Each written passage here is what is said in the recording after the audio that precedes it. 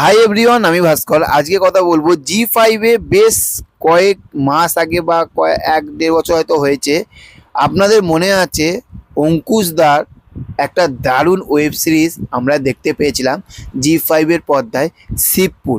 এবং সত্যি কথা বলতে অঙ্কুশদা যাই সিনেমা করুন না, কিন্তু ওটিটিতে সেই ওয়েব সিরিজটা কিন্তু প্রচুর প্রচুর প্রচুর প্রচুর নাম করেছিল এবং প্রত্যেকটা মানুষের কিন্তু ভালো লেগেছিল, তাই না? শিবপুর তো জি5-এ তরফ থাকতে জানিয়ে দিয়েছে আবারও শিবপুর 2 আসছে।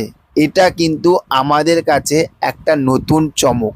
এটা একটা গেল, সেই রকমই জি5-এর আর একটা বড় ওয়েব সিরিজ আসছে, যেটা আমরা প্রলয়, আবার প্রলয় আমরা দেখতে পেয়েছিলাম, তাই না? তো সেখান থাকতে এইবারে আবারও জি5-এ অ্যানাউন্সমেন্ট করে দিল, আবারও কিন্তু আসছে। কি নাম হচ্ছে? মহাপ্রলয়। তাহলে বুঝতে পারছেন জি5 কিন্তু এবারে বাংলার দিক থাকতে ধামাকা থেকে ধামাকা কিন্তু করে দিচ্ছে। এবং লাস্ট যে অ্যানাউন্সমেন্টটা যেটা আমি দেখলাম, সেটা বিশ্বাস করুন আমি বিশাল হ্যাপি হয়েছি।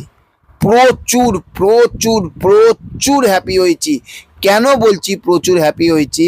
তার কারণ হচ্ছে যে আমরা আবার অনেক মাস পর, অনেক দিন পর আমরা কিন্তু আবার অনির্বাণদাকে আমরা দেখতে পাবো ওটিটি প্ল্যাটফর্মে।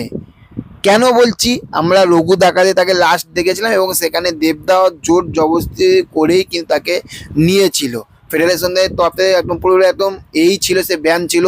কিন্তু ব্যান হবার পরে আমরা হইচই, জি5 এইগুলোতে আমরা প্রচুর মিস করতাম। সিরিয়াসলি বলছি, অনির্বাণদাকে আমরা প্রচুর মিস করতাম। আবারও কিন্তু আমরা লালবাজার 2-এ অনির্বাণদাকে আমরা দেখতে পাবো।